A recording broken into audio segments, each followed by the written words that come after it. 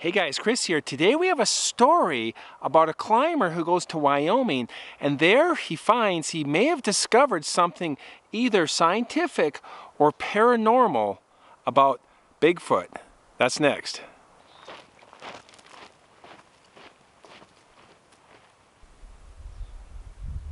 Alright, so first off, we are in the Sierra Nevada tonight as usual. It's just great country up here. I just love it. Alright, let's get down to the river and do the story. Alright, look at this little gorge right here. This is awesome.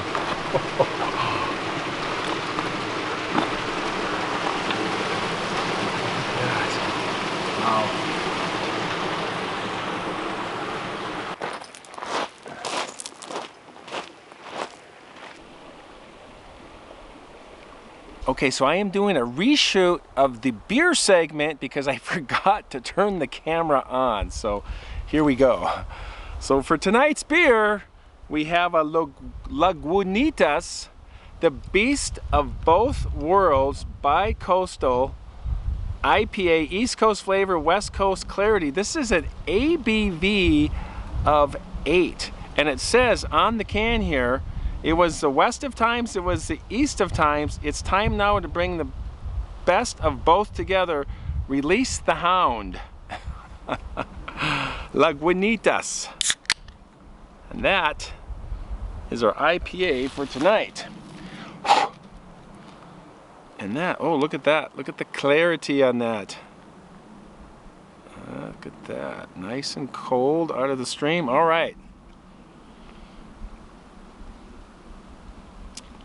Right away, it's kind of bitter. I don't really like that. But it's always that first taste, and your mouth is just like adjusting to it. So we'll do another one. It's definitely a little smoother. And it definitely has an IPA type flavor to it.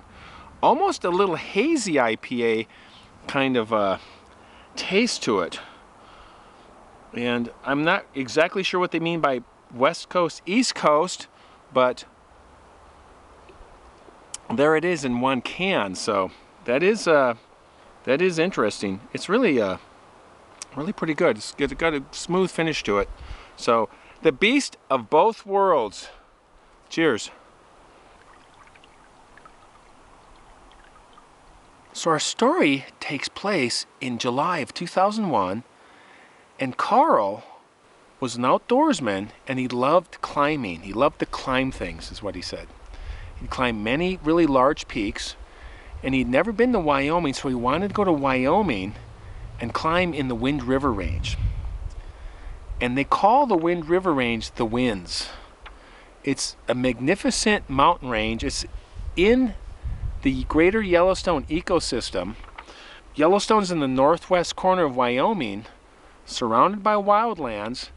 And on the east side, you have the Absarokas, and then it connects down to the Wind River Range, which runs southeast to northwest, cutting into the middle of Wyoming at about 100 miles long. Just an incredible mountain range. It's comprised of the Shoshone National Forest, the Bridger Teton, 3 wilderness areas, and it's considered one of the largest roadless areas in the lower 48, one of.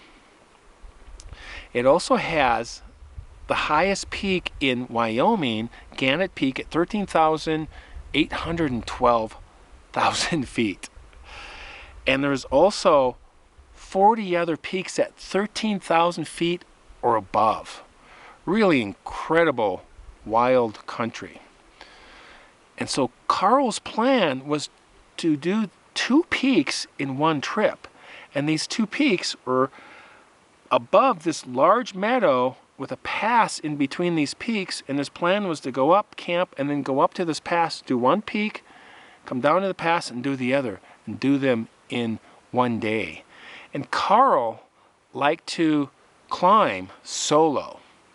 He just preferred the peace, the solitude, and he liked to travel by himself and not have to wait for people and whatever complications that came with going with other people. So he gets to the trailhead, parks his vehicle, gets his gear on, he's all ready to go. He's going to be out for 4 days. Goes up this drainage, gets to this very large meadow. And you can see where it goes up to the pass. You can see the 2 peaks. And at the first part of the meadow, there's this stream, and it's running really high. It's July. It's early July. And the bridge that was normally there a few years ago that he had read on the guidebook is out. It had collapsed in some high water and broke apart. So he had to navigate across this stream with his very large backpack and all his gear across logs and rocks to get across. It was pretty technical, but he got through it, not a big deal, and he made it and continued on down the trail, got into the middle of this large meadow, and being that he travels solo, he doesn't like to be camped out in the middle of a meadow, but he does like to be near the trail. So he found a spot with a bunch of trees around it, just right next to the trail. And he thought this would be a great spot, and then people really couldn't see me from around if they're climbing in the area. And so he set up his camp, had a nice dinner, freeze-dried food. He had the meals all planned out. And he watched the alpenglow on the peaks that he was going to climb the next morning. He was really excited, but he was really tired, and he wanted to stay up and watch the stars and just kind of hang out, but he decided it was probably best to turn in and get some rest and get ready for the next day. 2 hours later, Carl woke suddenly in the middle of the night. And he had this overpowering feeling of dread. Like something bad was going to happen. And he didn't know why, but he just woke up with this horrible feeling. And he knew he needed to get out of there. He felt this strong urge to get out of there and flee. And so he thought, okay. He sat up and he started putting his clothes on. And then he reached over and he pulled the stuff sack out of his backpack. And he was going to take his tent down and pack it all down and just bug out. And just in the middle of the night, bug out and go down the trail. And then he realized there was no way he could do that because he would have to cross that stream again. And it was just too dangerous, especially at night. And then he thought, I can't go upstream and go up into this meadow. And so he started accepting his fate, that he was in a quandary. He had nowhere to go. And he was just this overpowering feeling of not fight, but flight. And again, he didn't know why. And so took a monumental effort, and he got back down, laid in his sleeping bag, and he started to just accept that he can't do anything about it and he has to just get through the night. The feeling was really intense. Just a few minutes later, he hears something walking down the trail, the very trail that he came up that early evening.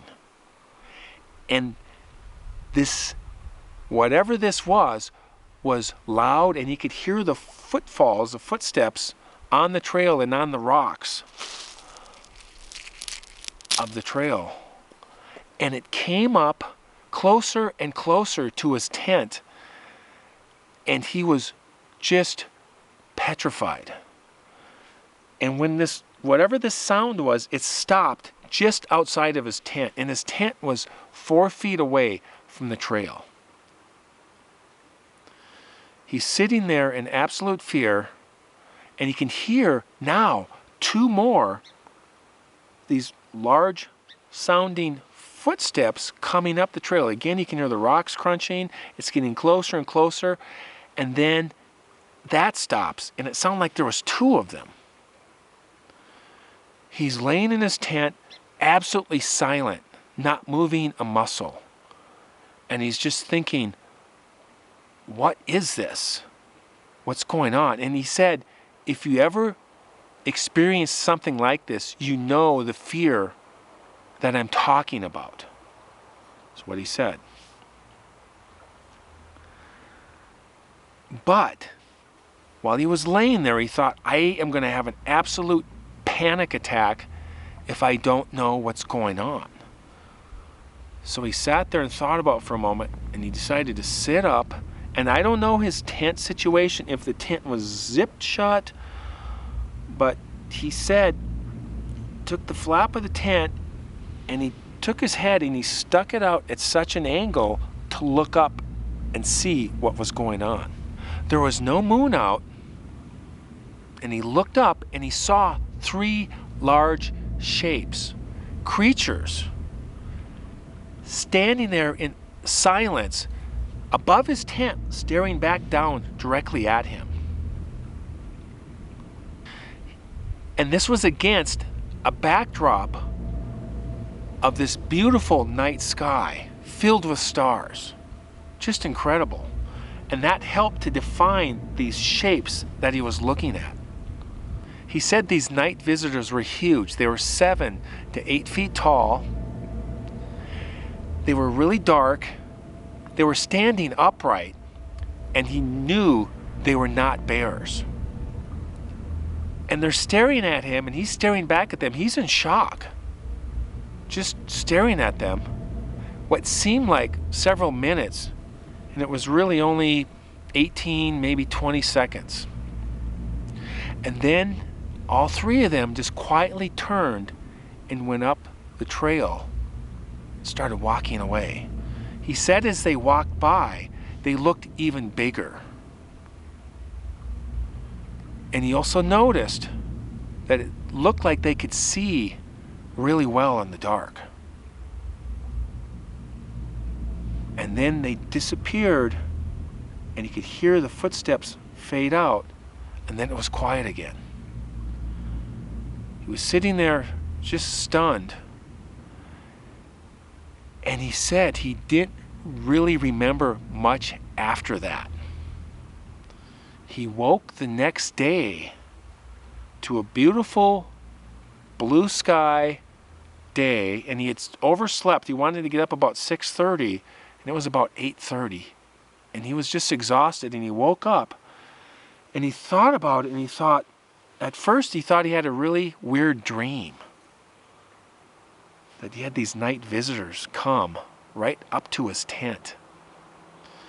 And he sat there thinking about this and just puzzled about what had happened, not thinking it even happened. Then he looked over at his backpack that was inside of his tent, and he could see the stuff sack from his tent laying outside of his backpack.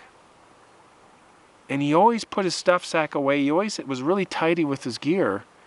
And he remembered he was trying to bug out and pack up his gear and his tent and get out of there. And then the creek stopped him. And then he knew he had to have seen something. And he didn't really know what. He had a good idea. And again, he just sat there for what seemed like the longest time, just in this state being stunned and in a daze almost, and exhausted. Then he decided to get up, pack up his gear almost robotically, get his pack on, and he continued up to this pass, towards this pass, through this meadow, got to this pass, and while he was in the pass, he could turn around and he could see both sides of the pass, and he looked down into the drainage where he just spent the night.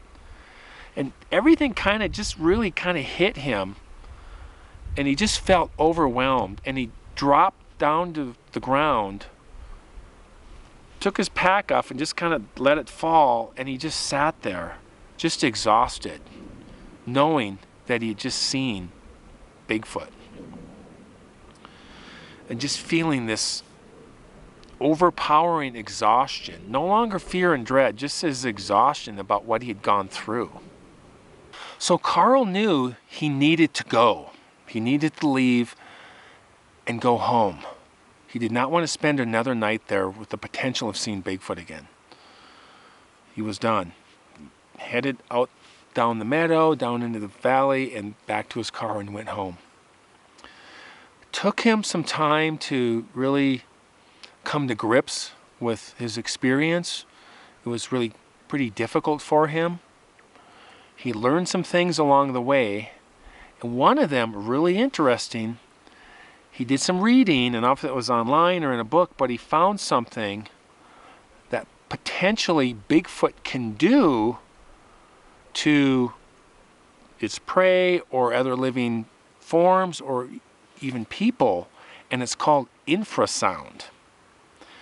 And I didn't know much about this. I heard they might have some abilities, but I looked up infrasound, and it says infrasound, sometimes referred to as low frequency sound, describes sound waves with a frequency below the lower limit of human audibility, generally 20 hertz. Hearing becomes gradually less sensitive as frequency decreases, so for humans to perceive infrasound, the sound pressure must be sufficiently high. Although the ear is the primary organ for sensing low sound at higher intensities, it is possible to feel infrasound vibrations in various parts of the body. He was thinking this is maybe what happened to him. He didn't know for sure, but he had that extremely powerful feeling of dread for no apparent reason. He didn't audibly, visually see or hear anything. He just woke up. I also found this, and I typed in, what does infrasound do to humans? This is really interesting. One study has suggested that infrasound may cause feelings of awe or fear in humans. It has also been suggested that since it is not consciously perceived, it may make people feel vaguely that the odd or supernatural events are taking place. Wow. Paranormal stuff. And it's possible, and I don't know anything about it other than what I read right here, that's it, that Bigfoot may have this ability to do this to other life forms. I don't know. If you guys know of anything about this, I'd like to hear about it. I'd like to hear from you about it. It'd be really interesting. Carl also said he now knows that he shares the world with these creatures. And he also knows that he never wants to meet these night visitors again, ever. And that is our story from Carl in the Wind River Range of Wyoming. All right, you guys, it's starting to get dark. The sun is kind of set. I can see some sun on the peak here. It's hitting the high points behind me. I am going to be hiking out, following the creek and going through this forest here. It's pretty amazing. And while I do that, I'm going to be talking about some thoughts that I have about what I've been doing the last few years, and that is these stories about encounters of Bigfoot. All right, let's go.